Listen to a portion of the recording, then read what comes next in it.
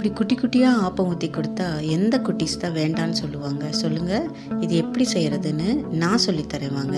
அதுக்கு எப்பவும் போல் ஆப்பமாவும் ரெடி பண்ணிக்கோங்க.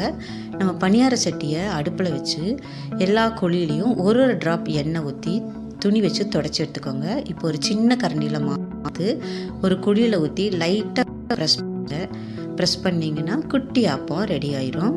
பாருங்கள், எல்லா குழியிலையும் ஊற்றிடலாம்.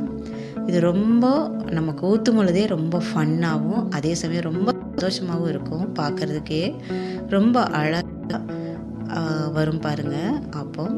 இப்போது மாவு எல்லாத்தையும் ஊற்றி மூடி போட்டு ஒரு 5 நிமிஷம் வேக வச்சு எடுத்துக்கோங்க. வெந்துருச்சு. அப்போ எவ்வளோ அழகாக ரெடி ஆயிடுச்சு. இந்த குட்டி ஆப்பத்தை நம்ம குட்டீஸ்க்கு கொடுக்கும் பொழுது எவ்வளோ ஹாப்பியாக அவங்க யோசிச்சு பாருங்கள். இது கூடவே ஒரு முட்டைக்கறியும் சர்வ் பண்ணிங்கன்னா அடித்து பிடிச்சி உள்ளே போகும். செஞ்சு பாருங்கள்.